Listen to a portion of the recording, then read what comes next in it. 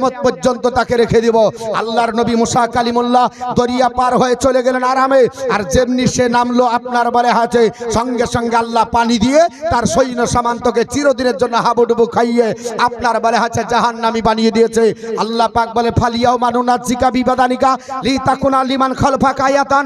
পবিত্র কোরআনের সূরা ইউনূস আয়াত নাম্বার 92 এর মধ্যে মহান আল্লাহ পাক বলে, হে জগৎবাসীরা, ফেরাউনকে আমি তোমাদের মতো যারা নাস্তিক হবে তাদের জন্য মডেল বানালছি, যারা বলবে দিয়ার ইজ নো আল্লাহ, যারা আল্লাহর অস্তিত্ব স্বীকার করবে না, যারা আপনার বলে হচ্ছে নবীর আপনার দুশমন হবে, কিয়ামত পর্যন্ত তাকে আমি জাল মাছের শুকরি বানিয়েছি। ফেরাউনকে এখনো দেখা যায় মিশরের জাদুঘরে, ওই কায়রো শহর থেকে একটু দূরে অবস্থিত, নাম হলো তার তাজবিদ। ওখানে একটা ঘর আছে মিউজিয়াম, যার নাম হলো রয়েল মমিজ। ওই জাদুঘরটা তৈরি করেছে বিজ্ঞানী আপনার প্রত্নতত্ত্ববিদ, নাম হলো তার লরেট। ওই জাদুঘরটা তৈরি হয়েছে 1898 খ্রিস্টাব্দে। আজ থেকে কয়েক বছর হলো, আজ থেকে আপনার বলে আছে আপনার 224 বা 25 বছর হলো। পৃথিবীতে ফেরাউন এখন আছে, খোদার কসম করে বলছি, ফেরাউনকে আপনার বলে আছে মিশরের জাদুঘরে রাখার দরকার হবে না, মাটিতে রেখে দেন। ফেরাউন কিয়ামত পর্যন্ত জাল মাছের শুকরি হয়ে থাকবে, কারণ এই দায়িত্ব আল্লাহ পাকের কাছে। জোরে বলুন, আল্লাহ বলেছেন একে জাল মাছের শুকরি কিয়ামত করে রাখবো, কিয়ামত পর্যন্ত নষ্ট হবে না। কোরআনের কথা সত্য না মিথ্যা? জোরে বলেন, সত্য না মিথ্যা? আল্লাহ যে কথা বলেছে পরিবর্তন হবে। লা তাবদীল আলি কালিমাতিল্লাহ, no change can there been the words be Allah. আল্লাহর কথার কোনো পরিবর্তন হবে না। আপনার নমরুদ এসে চলো, ইব্রাহিম খলিলুল্লাহর বাকশক্তি বন্ধ করবে, আল্লাহ তাকে দেয়নি। আল্লাহ বললেন অনেক ঘটনা, আল্লাহ বললেন ওগো আমার নবী চুপচাপ থেকে যাও, ছোট্ট একটা ল্যাংড়া মশা দিয়ে তার নাকের ছিদ্র দিয়ে হেডকোয়ার্টারে পৌঁছাবো, আর তাকে আপনার বলে হচ্ছে গলা ধাক্কা দিয়ে ঘর থেকে বের করে আপনার দেওয়ালে মাথা ঠোকাবো, তাও যদি না হয় তারই দেহরক্ষী তাকে জুতা পিটা করে জাহান্নামে পাঠাবে। আল্লাহ তাই তাকে পাঠিয়ে দিয়েছে। আপনার সাদ্দাত বাদশা আল্লাহর অস্তিত্ব অস্বীকার করে আল্লাহর জান্নাতে ঢুকতে চেয়েছিল না, নকল জান্নাত তৈরি করেছিল। আল্লাহ বললেন ওগো আপনার বারে হচ্ছে সাদ্দাত, তোমার আশা পূর্ণ হবে না, জান্নাতে ঢুকতে যাবে, আল্লাহ জান্নাতের মেন গেট ভেঙে বুকের উপর ফেলে চিরদিনের জন্য জাহান্নামী বানিয়ে দিয়েছে। পৃথিবীর জমিনে আপনার বারে আছে মুসলমানের নামধারী একজন সালমান রুশদি, আল্লাহর কোরআনকে দা সাটানিক ভার্সেস বলেছিল, আল্লাহ তাকে চিরদিনের জন্য নাস্তানাবুদ করে কোরআনের অস্তিত্ব রেখেছে। আপনার বাংলাদেশের কীর্তি সন্তান, নাম হলো তার আপনার তাসলিমা নাসরিন, আল্লাহর নবীকে বলেছিল নারী পিপাসিত, আজানকে বলেছিল বেশ্যা নারীর আহ্বান, আজও আজান বন্ধ করতে পারেনি। কিয়ামতের সকাল পর্যন্ত আজান বন্ধ হবে না। এই আজান চলছে, চলবে না, চলবে না, জোরে বলুন। আজান বন্ধ করার চেষ্টা করেছিল, আজান বন্ধ করতে পারেনি। মুসলমান আজান চলছে, আপনার বলা হচ্ছে সেই তাসলিমা নাসরিনকে আল্লাহ আপনার প্যারালাইসিস দিয়ে বেডে তার ভাত খাওয়াচ্ছে, এখনো সুস্থভাবে চলতে পারেনি।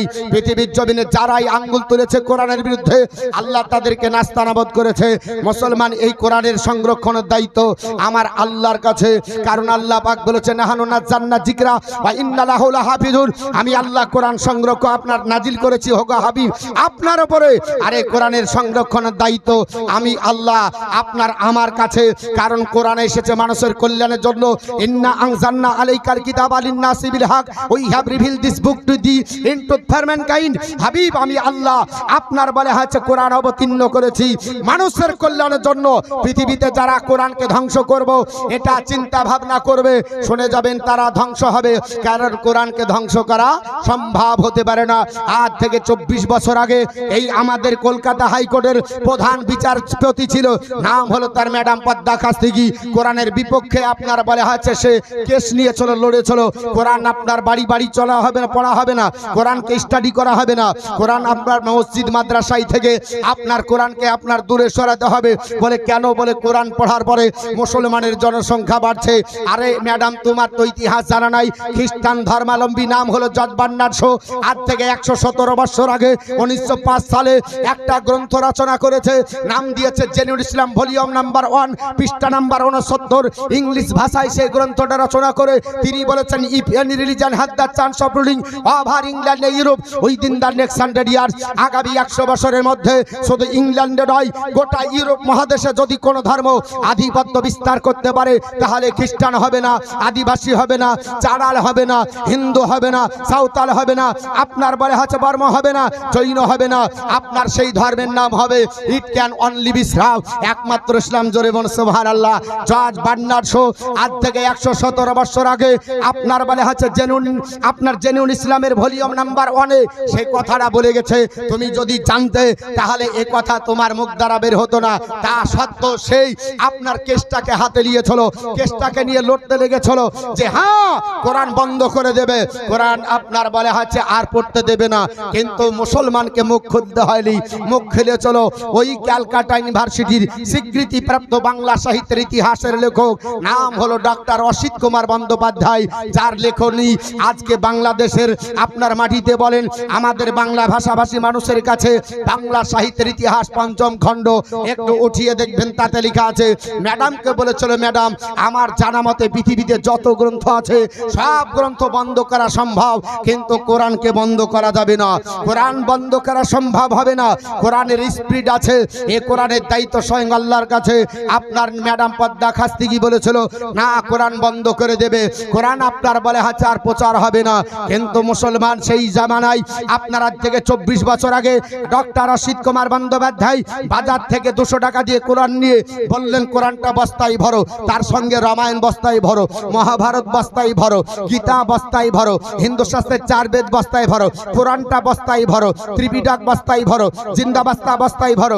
আপনার মুখ বাঁধার পরে হাওড়া ব্রিজে নিয়ে যাও, জলাশয়ে নিমজ্জিত করে দাও, 1 বছর চুপচাপ থাকো, 1 বছর পর হুকুম দিব রামায়ণ তৈরি করতে হবে। ম্যাডাম বলছে সম্ভব না। বলে কেন সম্ভব না? বলে রামায়ণের হাফেজ নাই, বলে 2 বছর সময় দেব। মহাভারত তৈরি করো, বলে সম্ভব তাও হবে না, মহাভারতের হাফেজ নাই, বলে 3 বছর সময় দেব। হিন্দু শাস্ত্রের নির্ভরযোগ্য একটা প্রাধান্য পাই গ্রন্থ, নাম হলো তার গীতা, বাড়িতে সবাই রাখে, এই গ্রন্থটা তৈরি করো। বলে বাড়িতে রাখতে পারে, হাফেজ করতে আপনার নাই, আপনার মুখস্থ করতে পারে না, বলে আপনার 4 বছর দিব।